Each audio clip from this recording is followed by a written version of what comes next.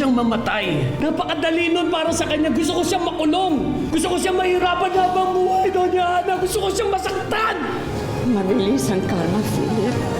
Inaanin niya ngayon ang bunga ng itinanim niyang kasamaan. Paano na kami? Paano na mga pangarap namin? Gusto ko na mamatay! Kung galit ka sa kanila, sana tanggalin mo na yun. Tinulungan nga tayo ng mga tao eh. Kung ganun, ba't di natin mahanap si Jennifer? Kanina pa tayo naghahanap, baka nandyan na siya kung saan eh. Nay! Jennifer? Mabuti papunta tayo sa police station. Baka may balita sila kay Jennifer. Pwede na ba kaming umuwi? Kausap ko si Doña Ana, sabi dito na lang daw muna kayo. Mas tigdas daw kayo dito. Eto siya, namumukha mo ba? Naharap na namin to kanina. Inuwi siya ng tito niya. Sinong dito? Tito Simeon, ang tawag ng bata.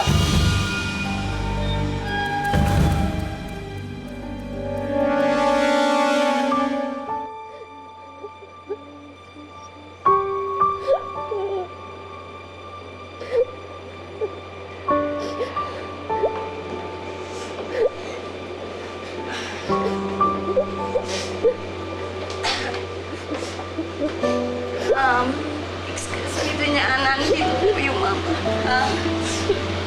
Sige. Alina, Saan po ba tayo pupunta? Saan po ba tayo pupunta? Ihati niyo na po ba ako kay tatay? No, Michelle. Hindi ka pa uwi sa tatay mo, ha?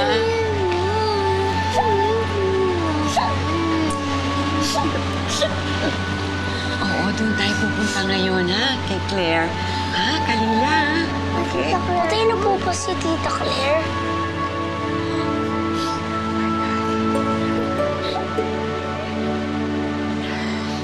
Wala, patay na po pala. It's so unfortunate, yes, but it's true. Iniwan na tayo ni Claire. Pero alam ninyo, namatay siya ng payapa. Kasi alam niya na minamahal natin siyang lahat, di ba? Kaya huwag tayong magiging masyadong malungkot. Alam niyo kung bakit? Meron na tayong dagdag na anghel doon sa itaas na magbabantay sa ating lahat, mga bata.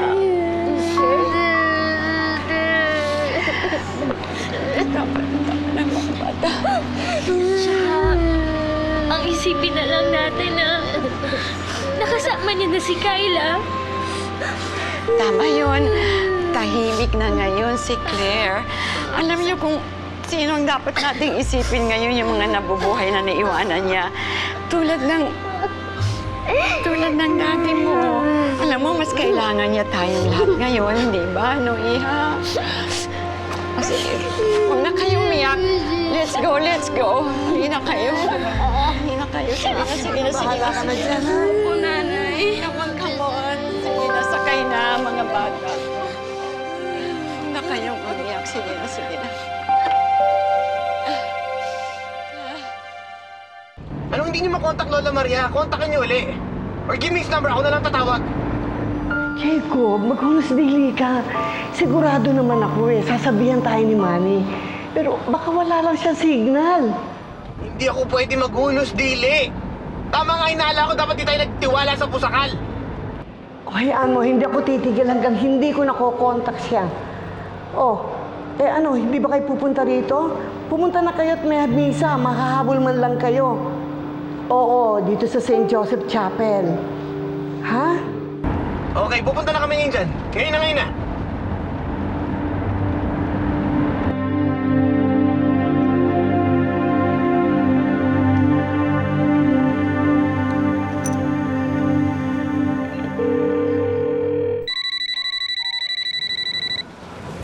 Hello? Naku, mabuti nakatawag ka. Nasa inyo daw si Jennifer?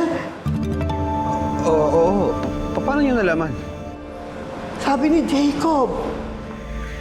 Kakauwi ko lang ako kasi kaya ngayon ko lang nasabi. Salamat naman. Buti kung ganon.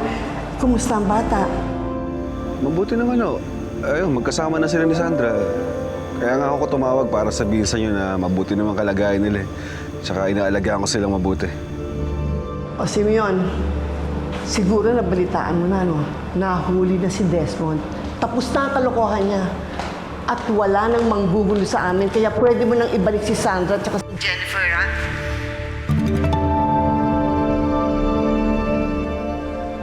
Hello? Simeon? Simeon? Oo, opo. Andito pa ako. Isasoli ko naman si Sandra eh. Kaso, mukhang sobrang napagod yung bata eh. Oh, sige, di bukas na lang. Oh, dali mo na sa bahay. Alam mo ba, Simeon? Naku, inip na ang anak mo sa'yo. Sabi ka nang makita. Kaya pagdala mo sa amin kay Sandra at saka kay Jennifer, kunin mo na rin si Michelle. Ha? Sige ho, tatawagan ko na lang ulit kayo.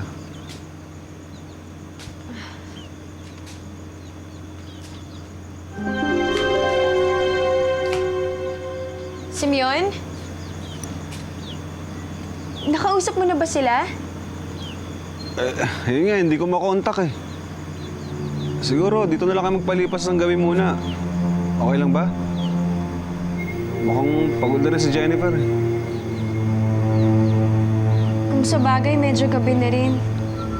Para makapagpahinga na rin muna si Jennifer. O sige, maghahanda na ako ng kakainin. Anak, ka na.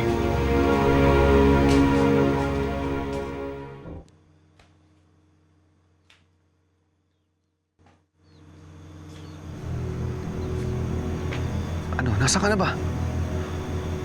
Umakyat ka dito, kailangan tayo mag-usap.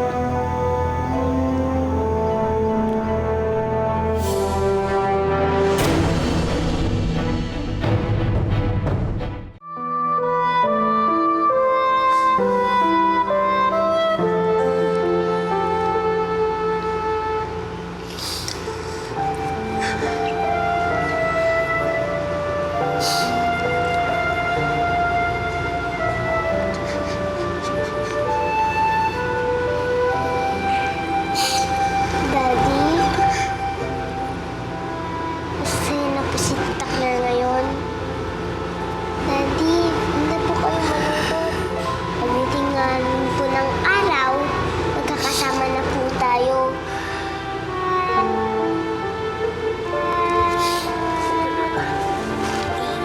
Ay, naku.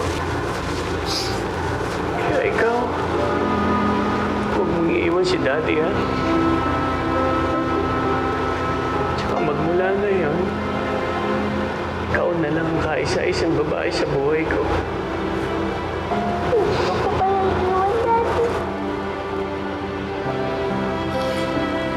Hindi na nga rin po ko mag-aasawa eh. Para po may kasama rin po kayo palagi.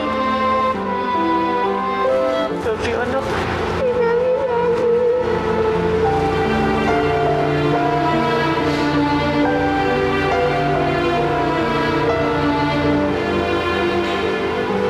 Sa tingin mo, ano mangyayari pag nagkita si Tita Lynette at Tita Claire sa kabilang buhay?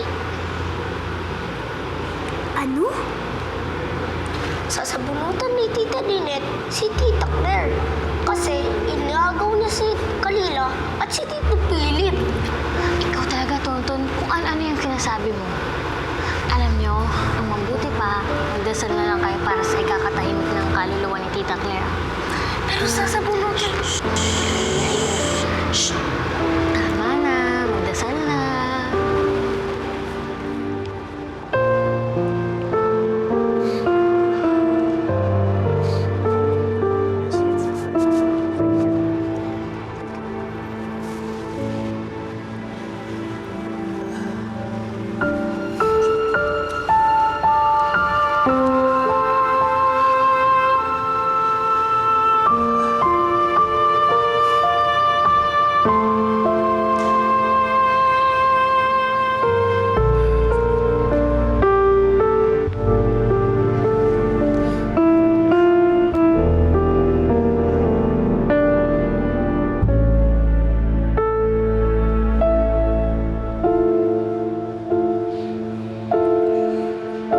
Grandma.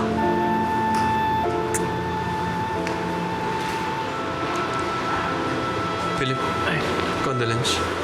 salamat.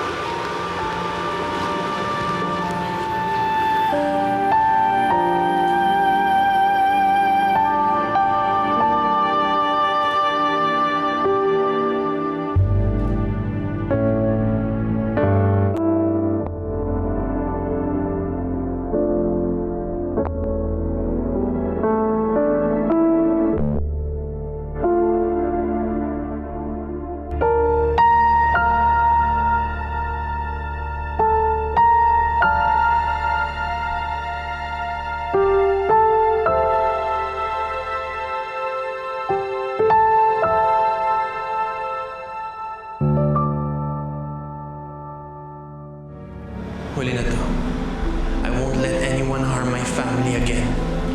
Never again.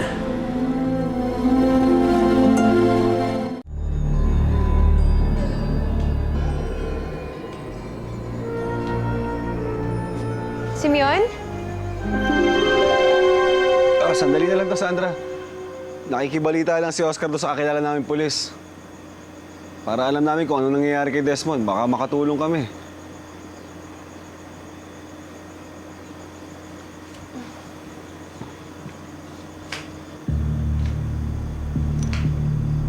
Nagkakaintindihan tayo? Mukhang malabong makakuha bukas yung mga papeles, boss eh. Basta gawin mo yung kailangan mong gawin. Ha? Magbabayad ako kahit magkano. Tsaka si Michelle. Nasaan na si Michelle? Siya dapat na nandito, hindi si Jennifer. Kunin mo si Michelle, ha? Kailangan ko siya. Bakit di niyo sinuli ngayon? Bakit bukas pa? Bakit kayo pumayag? Jacob, sorry. Talagang napagod yung bata. Ito nga kinukontak ko, hindi pa ako sinasagot eh. Jacob, bakit ayaw mong maniwala sa sinabi ni Simeon? Lola Ana, lalaki rin ako. At kung ako nasa posisyon niya, Lola, basta hindi mapapanatag ang loob ko hanggat nandun si Jennifer at si Sandra sa kanya. Okay. Pag hindi pa siya tumawag bukas, let's call the police. Pahuli natin siya. No, Enrique. That's dangerous. Kung magalit siya, hawak niya si Jennifer at si Sandra. That's why we should not have involved Simeon in the first place. But, Iho, I had no other choice. Kung hindi ko naman siya pinatulong, baka ngayon nakaburol na dyan ngayon. Si Sandra at si Jennifer nakasama ni Claire. I'm sorry, Lola Ana. Just forget what I said. Ana, think positive na lang tayo. Hindi naman siguro mayayari yung kinatatakutan ni Jacob. Let's hope so. Dahil kung malalagay na naman sa panganib si Jennifer at si Sandra, nang dahil kay Simeon, it's going to be my fault.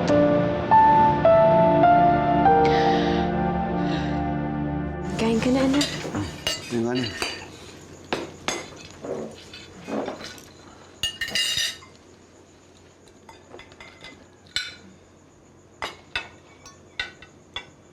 Kain ng kain, ha? Simeon, Salamat, ha? Hindi, Simeon. Ako ang dapat magpasalamat sa'yo. Kung hindi dahil sa'yo, siguro patay na kami ngayon.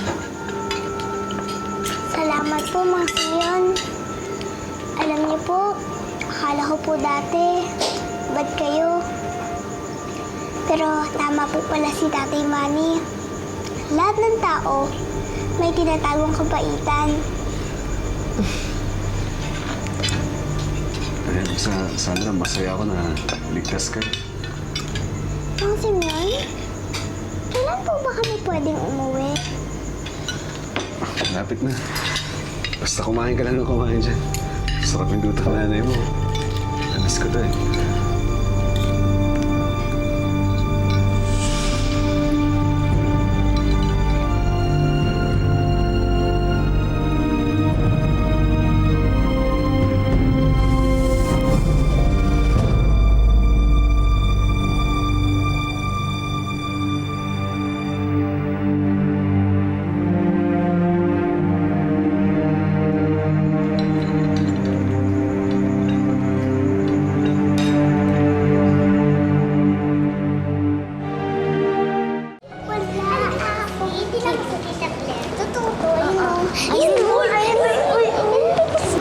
Masyadong malikot. Grabe naman to.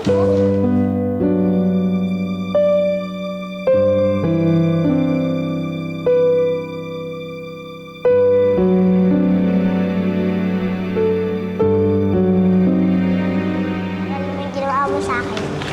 Joke lang. Sinabunutan mo ako. Hindi kayo. Nung dati, sinabunutan mo.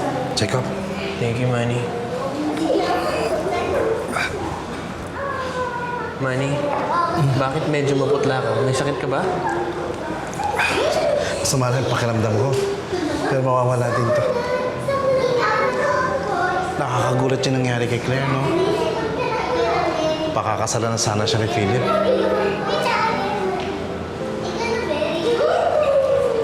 Alam mo, Manny, matapos lang ang lahat ng to. Gusto kong pakasalan si Sandra. Dapat lang, Jacob. Kasi ng buhay. Hindi natin alam kung kailan kukunin ng Diyos ang buhay na pinahiram mga sa atin. Kahit buhay ng mga mahal natin. Manny, sa tingin mo isusoli ni Simeon si Sandra?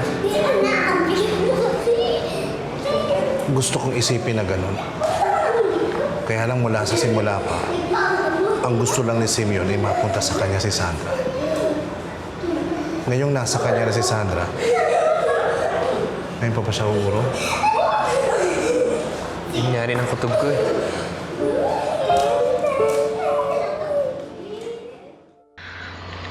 Nay, ang bait po ni Mang Simeon, no?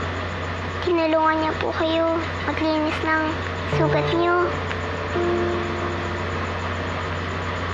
Bakit po, Nay? Wala, anak. Ipagdasal na lang natin na sana makauwi na tayo. Gusto ko na kasi makita ang Daddy Jacob mo eh. Gusto ko na makita silang lahat. Ako rin po. Halika na. Tulog na tayo.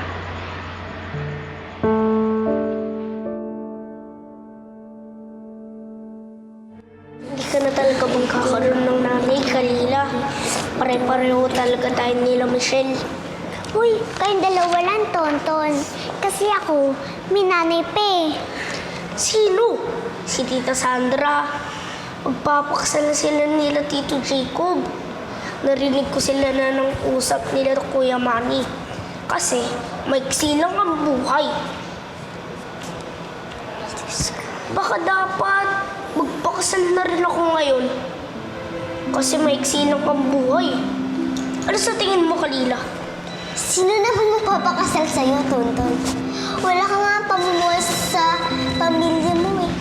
At saka, hindi pa ako pwede magkasawa. Yun ang promise ko kay Daddy. Tinatanong lang kita. Hindi naman kita inaaya. Sorry. Nasaan si Michelle? Tay? Hello, Michelle. Oh, ano, kamusta ka na? Tay, ano ba nangyayari? Bakit hindi niyo po ako sinusundo? Sensya ka na, anak, ha? Medyo busy si tatay. Anay, makinig ka mabuti, ha? May kasama ka ba ngayon? Wala po, Tay. Nasa loob po silang lahat. Sige, mabuti. O, ganito. Kumuha ka ng taxi. Tapos itetext ko sa'yo yung direksyon papunta rito. Yun yung ipakita mo sa driver, ha? Ngayon na po, Tay. Oo, ngayon na. Kailangan makapunta ka na dito ngayon. Sige po. Simeon. Hello, Simeon! Si Jacob ito! Gusto ko makausap si Sandra at si Jennifer. Nagpapahinga na sila sa loob, eh. Simeon, na-appreciate ko lahat ng tulong na ginawa mo sa pamilya namin. Jacob. Kung hindi dahil sa akin, malamang patay na si Sandra at si Jennifer. At kung hindi rin dahil sa akin, malamang hindi mo pa rin nahahanap si Jennifer sa gubat. Nahanap ko rin sila. Naunahan mo lang ako. Yun na nga, eh. Talo ng maagap ang masipag. Maagap ka man, ako pa rin ang mahal ni Sandra. Huwag mong kakalimutan yun. Ako ang mahal niya at hindi ikaw. Hindi kailanman. Yan ang akala mo, Jacob. Sa tingin mo ba, pagkatapos lahat ng ginawa ko kay Sandra, hindi niya pa ako mamahalin? Kung ano man ang binabalak mo, Simeon, huwag mo na ituloy. Alalahanin mo na sa amin si Michelle. Isasoli lang namin sa sa'yo bukas. Isasoli mo sa akin na mag-ina ko. Hello, Simeon! Simeon!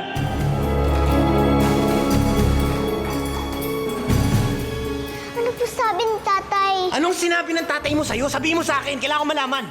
Anong sinabi niya? Sabihin mo! Jacob! Psycho, tama na! Bakit ba? Parang tama yung tunog ko. May binabalak na masama si Simeon eh. Anong ibig mong sabihin? Papatayin niya sila Sandra? Hindi, masahol pa doon. Ano bang sabi niya? Wala siyang sinabi pero parang balak na ilayo sa akin si Sandra at si Jennifer.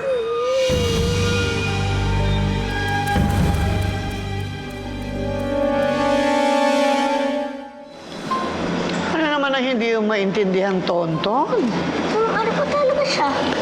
Kung kriminal ba siya? O bayani? Ililigtas niya ba talaga si Jennifer? O ba hindi?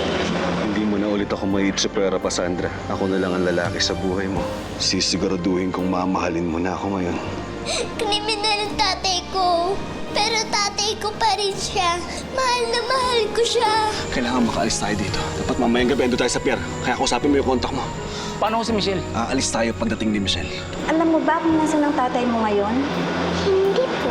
Alam ko na alam niya kung nasa si Simeon. Sigurado ako doon, sigurado ako. Huwag kayong mag-alala. May paraan para malaman natin kung nasa nang mag-inom mo si Simeon. Calling for backup. Alam na namin kung saan nagtatago si Simeon Velasco. We're gonna arrest him.